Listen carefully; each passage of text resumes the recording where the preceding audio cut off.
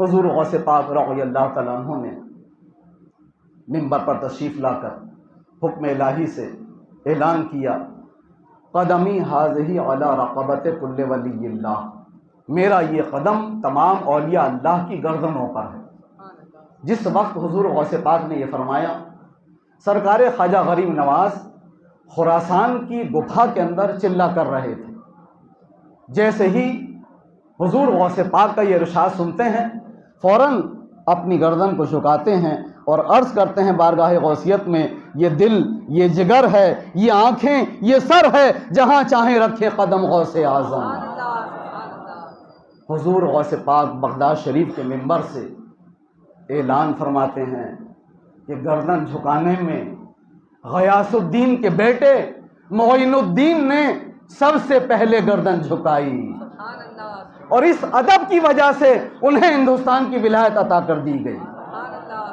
مسلمانوں، یہ اللہ کے نبی کے ایک امتی، ان کے ایک شہزادے غوث پاک کا علم غیب ہے، غوث پاک کے دیکھنے کی یہ شان ہے کہ ہزاروں میل کے فاصلے پر غریب نواز کا سر جھکتے ہوئے دیکھ رہے ہیں، ان کی گردن جھکتے ہوئے ملاحظہ فرما رہے ہیں۔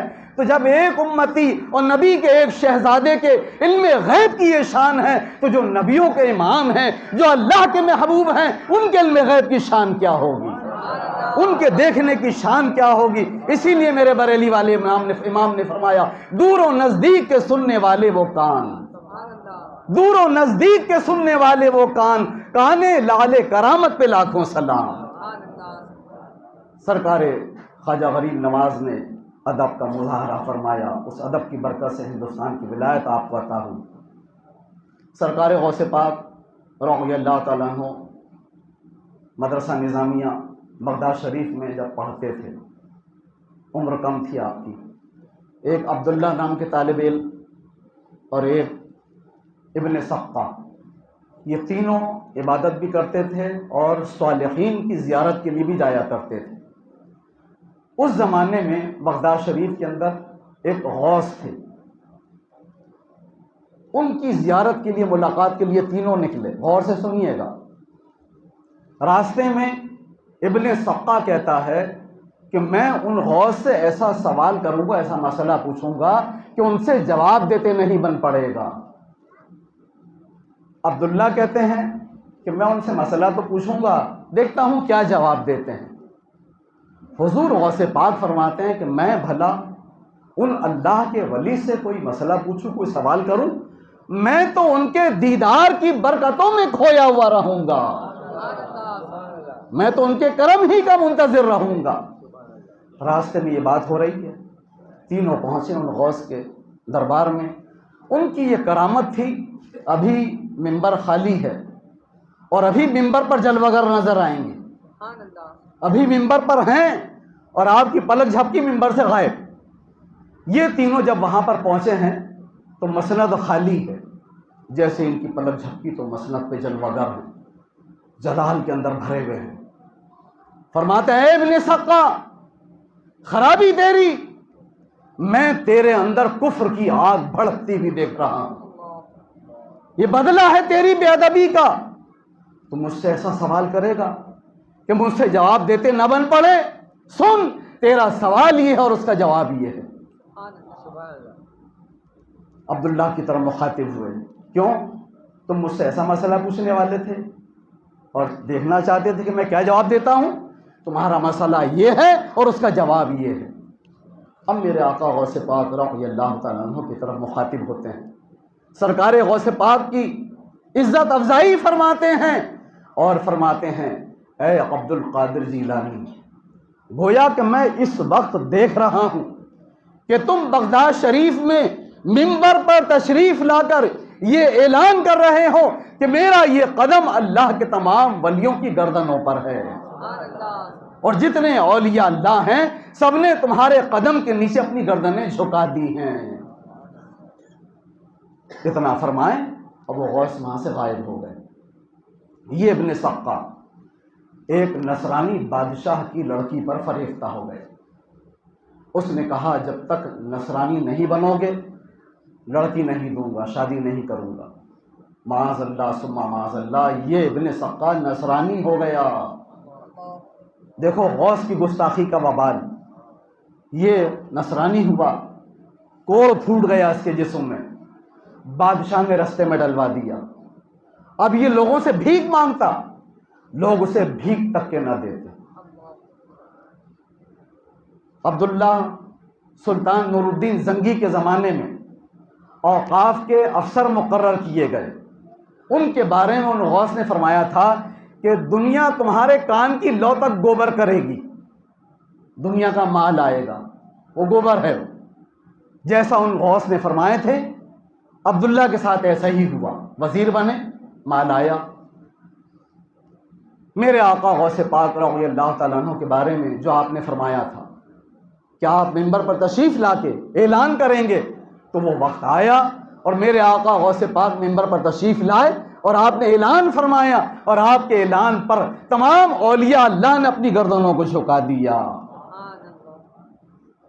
یہ واقعہ اعلیٰ حضرت نے نقل کیا، لکھتے ہیں فتاوی حدیثیہ میں ہے کہ ایک صاحب کو خیال آیا کہ دیکھوں ابن سقا کا کیا حال ہے۔ وہ گئے اسے دیکھنے کے لیے، اس کا پورا بدن کوئلے کی طرح جلا ہوا معلوم ہوتا تھا، اور وہ نزع کے عالم میں تھا اور کعبے سے پلٹا ہوا تھا۔ مسئلہ یہ ہے کہ اس وقت چہرہ کعبے کی طرف کر دو، جب آثار آ جائیں تو چہرے کو کعبے کی طرف کرنا ہے۔ انہوں نے اس کے چہرے کو کعبے کی طرف کیے، وہ پھر پلٹ کر کے پورب کی طرف ہو گیا، کعبے سے پھر گیا۔ جتنے مرتبہ انہوں نے چہرہ اس کا کعبے کی طرف کیے، وہ کعبے سے پھر کے دوسری سمت میں ہو گیا۔ اور ان غوث کی شان میں جو گستاخی اس نے کیا تھا اسے یاد کرتے رہتا تھا، کاش میں ان غوث کی شان میں یہ گستاخی نہیں کرتا تو میرا ایمان نہیں جاتا، میں مرتد نہیں ہوتا، اور آج جہنم کا عذاب مجھے دکھائی نہیں دیتا، جہنم کے عذاب میں میں گرفتار نہیں ہوتا۔ فرماتے ہیں کہ یہاں تک کہ وہ اسی حال میں مر گیا۔ مسلمانوں، اعلیٰ حضرت یہ واقعہ نقل کرنے کے بعد ذہن دیتے ہیں، نصیحت فرماتے ہیں کہ اے لوگو، ابن سقا اتنا بڑا عالم تھا، اتنا بڑا محدث تھا، جس سے جس فن میں مناظرہ کرتا تھا اسے ہرا دیتا تھا، لیکن ایک غوث کی شان میں گستاخی کیا، اس کے سینے سے دین کا نور نکل گیا، قرآن کا نور نکل گیا، حافظ قرآن تھا، احادیث مبارکہ بھول گیا، اسلام سے محروم ہو گیا، کافر ہو گیا۔ تو اللہ کے ایک ولی، ایک غوث کی شان میں گستاخی کی وجہ سے ابن سقا کا یہ انجام ہوا۔ تو مسلمانوں کو چاہیے کہ وہ اولیاء اللہ کی بارگاہ کا بھی ادب کریں، اور ہم جو تاجدار مدینہ صلی اللہ تعالی وسلم کی بارگاہ عالیہ میں مؤدب رہتے ہیں، تعظیم کرتے ہیں، بے ادبی سے خود تو بچتے ہیں، آپ لوگوں کو بھی بچاتے ہیں۔ کہ ہمارا تبلیغی جماعت والوں کا، وہابیوں کا، دیوبندیوں کا، غیر مقلدوں کا جو بنیادی اختلاف ہے، وہ اختلاف یہی ہے کہ ان لوگوں نے اللہ و رسول کی شان میں گستاخی کی ہے، اور یہ گستاخی ایسی ہے کہ جو اس گستاخی کو کر بیٹھے گا اور توبہ نہیں کرے گا، اسی گستاخی، اسی کفر پر دنیا سے جائے گا، تو ابن سقا جیسا انجام ہونے کا اس کا خطرہ ہے۔ جب ایک غوث کی شان میں گستاخی کرنے پر ایمان چھن گیا، کلمہ نصیب نہیں ہوا، کوئلے کی طرح پورا بدن نزا میں جل گیا، اسی حالت میں کعبے سے پلٹی ہوئی حید کے اندر وہ دم توڑتا ہے، تو اگر آج کوئی مسلمان کلمہ پڑھنے کے بعد اللہ کے نبی کی شان میں توہین کرے، اللہ رب العزت کی شان میں توہین کرے، تو بتاؤ اس کا ایمان سلامت رہے گا؟ حدیث پاک میں ہے، رب تبارک و تعالیٰ نے فرمایا، جس نے میرے کسی ولی سے دشمنی کی اس کے خلاف میرا اعلان جنگ ہے۔ ولی سے دشمنی کے خلاف رب کا اعلان جنگ ہے، تو جو نبی سے دشمنی کرے، نبیوں کے امام سے دشمنی کرے، اور اپنے مہربان مولا تبارک و تعالیٰ کی شان میں گستاخی کرے، ان پر جھوٹ کی تہمت رکھے، معاذ اللہ ثم معاذ اللہ، اس کا کیسا عبرتناک انجام ہوگا۔ سرکار غوث پاک رضی اللہ تعالیٰ عنہ، جمعہ کا دن تھا، راستے سے پل سے گزرے، آپ کے استاذ شیخ حماد دباس رحمۃ اللہ تعالی علیہ ساتھ میں تھے، علماء، مشائخ، طلباء، کثیر تعداد میں لوگ تھے۔ آپ نے ڈھکیل دیا، حضور غوث پاک پانی میں گر گئے۔ سخت سردی کا موسم تھا، آپ نے ایک ہاتھ میں کتابیں تھیں، ان کو اوپر رکھا اور فوراً غسل جمعہ کی نیت کر لی۔ دیکھو میرے آقا غوث پاک کا علم، جمعہ کا دن تھا، اپنے استاذ نے ڈھکیل دیا، آپ نے جمعہ کے غسل کی نیت کر لی۔ باہر نکلتے ہیں، جبہ نچوڑ کر کے پھر آپ کے ساتھ وہ لیتے ہیں۔ پھر کسی نے ڈھکیلنا چاہا تو آپ نے فرمایا خبردار کوئی ایسی حرکت مت کرنا، میں تو ان کا امتحان لے رہا تھا۔ لیکن شیخ عبد القادر جیلانی استقامت کا ایسا جبل عظیم ہے کہ ٹس سے مس نہیں ہوئے۔ اس واقعے کے بعد قبرستان شونیزیہ کے اندر سرکار غوث پاک فاتحہ خوانی کے لیے گئے، ایصال ثواب کے لیے گئے، مریدین معتقدین بھی ساتھ میں ہیں، یہاں تھوڑی دیر فاتحہ پڑھی، وہاں تھوڑی دیر فاتحہ پڑھی۔ شیخ حماد کی قبر پر اتنی لمبی فاتحہ پڑھی کہ سورج بلند ہو گیا، گرمی تیز ہو گئی، لوگ ہاتھ اٹھائے ہوئے ہیں۔ جب آپ نے فاتحہ پوری کی تو آپ کے چہرے سے خوشی کے آثار ظاہر ہو رہے تھے۔ مریدین نے کہا کہ حضور اور قبروں پر تھوڑی تھوڑی دیر ٹھہرے، شیخ حماد دباس کی قبر پہ اتنی لمبی فاتحہ؟ آپ فرماتے ہیں لوگوں، آج سے 22 برس پہلے کا واقعہ، ایک پل سے گزرتے ہوئے شیخ حماد نے مجھے ڈھکیل دیا تھا، میں پانی میں گر گیا تھا۔ آج جب میں ان کی قبر پر آیا تو میں نے دیکھا کہ اللہ تعالیٰ نے انہیں یاقوتی تاج عطا فرمایا ہے، ہیرے جواہرات سے جڑا ہوا جبہ زیب تن فرمائے ہوئے ہیں، ان کے پاؤں میں سونے کی نعلین ہیں، لیکن ایک ہاتھ شل ہے، جسے لقوہ لگتا ہے نا، پیرالائسس ہو جاتا ہے، اس میں کوئی جان نہیں ہے، بیکار ہے وہ۔ تو میں نے پوچھا ہے آپ شیخ حماد آپ کے اس ہاتھ کو کیا ہو گیا؟ کہتے ہیں کہ حضور میں نے اسی ہاتھ سے آپ کو اس دن پانی میں ڈھکیلا تھا، اللہ کو یہ گوارا نہیں ہوا، اللہ نے جنت کی بے شمار نعمتیں دی لیکن میرے اس ہاتھ کی زندگی کی جو رمق تھی، حرارت تھی، اسے چھین لیا، کیا آپ مجھے معاف نہیں کریں؟ سرکار غوث پاک رضی اللہ تعالیٰ عنہ نے دعا کے لیے ہاتھ اٹھائے، انہیں معاف کیا، بارگاہ الہی میں دعا کی، اے اللہ شیخ حماد کے ہاتھ کو درست فرما دے۔ شیخ حماد نے خود عرض کیا تھا کہ حضور آپ مجھے میرا ہاتھ بھی دلوا دیجئے۔ دیکھو اولیاء اللہ حضور غوث پاک کو کیسا صاحب اختیار مان رہے ہیں کہ حضور غوث پاک دعا کر دیں گے اللہ میرے ہاتھ کو صحیح سالم کر دے گا۔ حضور غوث پاک فرماتے ہیں کہ جب میں شیخ حماد دباس کے لیے دعا کر رہا تھا تو 500 اولیاء اللہ اپنی قبروں میں آمین کہہ رہے تھے۔ پھر میں نے دیکھا اللہ نے شیخ حماد کے ہاتھ کو درست کر دیا اور انہوں نے مجھ سے مصافحہ کیا۔ ایک واقعہ اسی مضمون کا ہے، وہ سن لیجئے۔ حضور غوث پاک کی شان میں بے ادبی کا نتیجہ سمجھانے کے بعد میں یہ چاہتا ہوں کہ مسلمان اللہ و رسول کی بارگاہ کے وفادار بن جائیں۔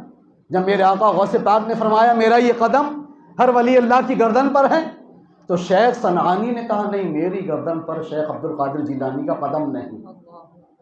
حضور غوث پاک پر جلال غوثیت طاری ہو گیا، فرماتے ہیں پھر اس کی گردن پر خنزیر کا قدم ہوگا۔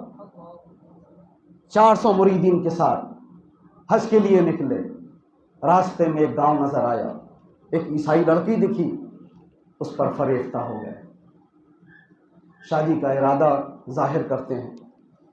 400 مریدین ساتھ میں ہیں، یہ حالت دیکھ کر کے 398 مرید آپ کو چھوڑ کر کے چلے جاتے ہیں۔ 2 مرید شیخ محمد مغربی اور شیخ فرید الدین عطار رحمۃ اللہ تعالی علیہ آپ کی ہدایت کے لیے آپ کے پاس رہتے ہیں۔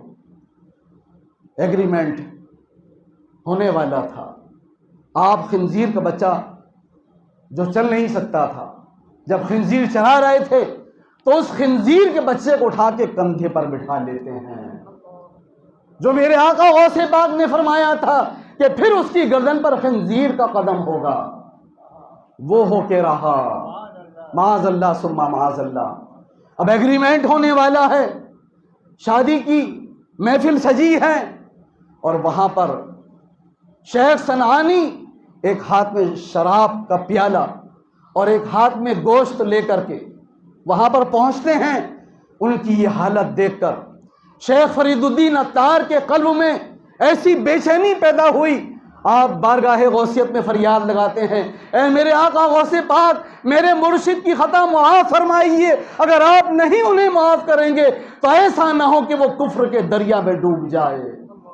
حضور غوث پاک عشاء کا وضو فرما رہے تھے، فوراً پانی چلو میں لیا اور وہاں سے پھینکتے ہیں، قدرت الہی سے وہ پانی شیخ صنعانی کے چہرے پر پڑتا ہے، دل پر خوف الہی کا غلبہ ہوتا ہے، شراب کا پیالہ گرتا ہے، ناپاک گوشت پھینکتے ہیں اور وہاں سے نکل کے جنگل کی طرف جاتے ہیں اور ایسی توبہ کرتے ہیں، آنکھوں سے آنسو کا دریا جاری ہو جاتا ہے۔ اللہ اکبر۔ مسلمانوں دیکھو، حضور غوث پاک کی شان میں انہوں نے یہ کہا کہ میری گردن پر ان کا قدم نہیں تو ان کا حال بگڑ گیا۔ اس سے عبرت حاصل کرنے کی ضرورت ہے۔